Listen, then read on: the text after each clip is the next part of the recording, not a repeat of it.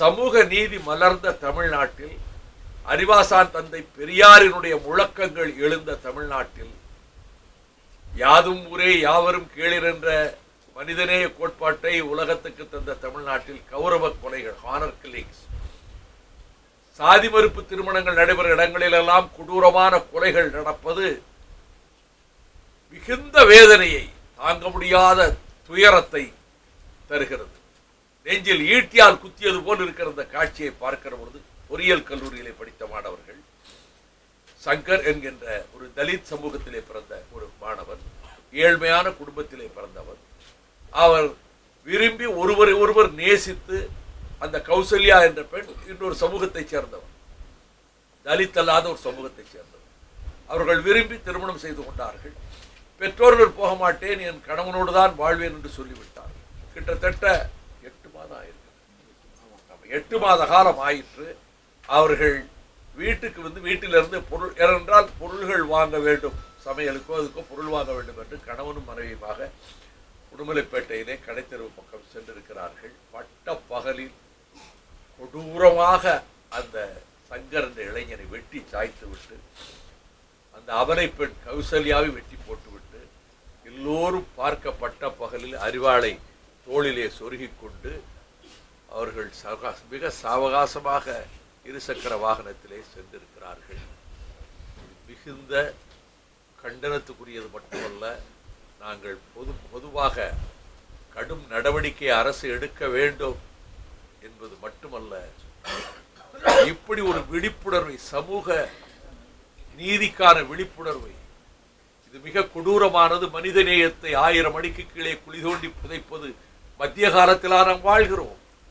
இதை அனைத்து அரசியல் கட்சிகளும் சமூக அமைப்புகளும் இந்த உணர்வை ஏற்படுத்த வேண்டுமே தவிர, தங்கள் சுயநலத்துக்காக ஆங்காங்கு இதை கூர்மைப்படுத்தி, வேற்றுமைகளை அதிகப்படுத்தி, மோதல்களுக்கு, இப்படிப்பட்ட கௌரவ கொலைகளுக்கு வாளை தீட்டி கொடுப்பதை போல சிலர் பிரச்சாரங்களில் ஈடுபடுவது, அவர்கள் இந்த சமூகத்தை நாசப்பாதைக்கு அழைத்துச் செல்கிறார்கள் என்றுதான் நாங்கள் கண்டனம் தெரிவிக்க முடியும்.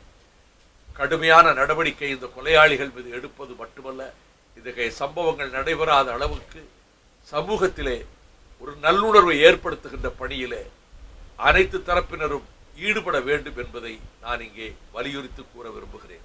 காட்டு மிராண்டித்தனம் நாளுக்கு நாள் அதிகரித்துக் கொண்டே வருகின்றன.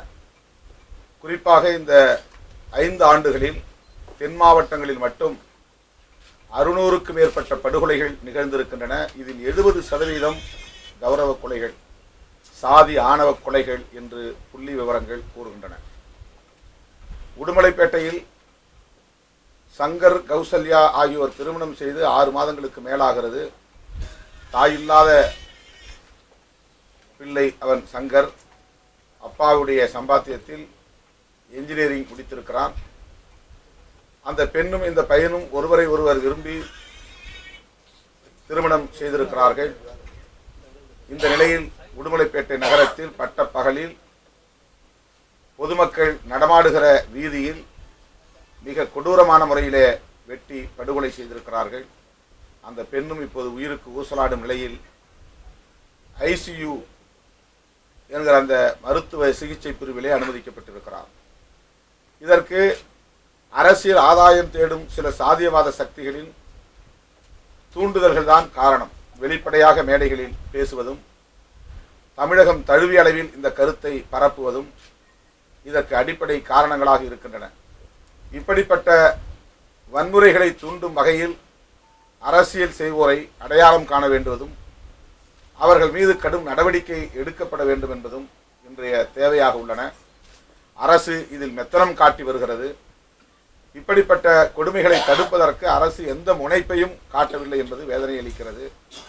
எனவேதான் மக்கள் நல கூட்டணியின் சார்பில் சாதி ஆணவ கொலைகளை தடுப்பதற்கு தனி சட்டம் ஒன்றை இயற்ற வேண்டும் என்று வலியுறுத்தி வருகிறோம். இந்திய அரசும் மாநில அரசும் இந்த சட்டத்தை கொண்டு வர வேண்டியது ஒரு வரலாற்று தேவையாக இருக்கிறது. இந்தியா முழுவதும் இந்த கொடுமை உள்ளது. தமிழகத்தில் இது அதிகரித்து வருகிறது.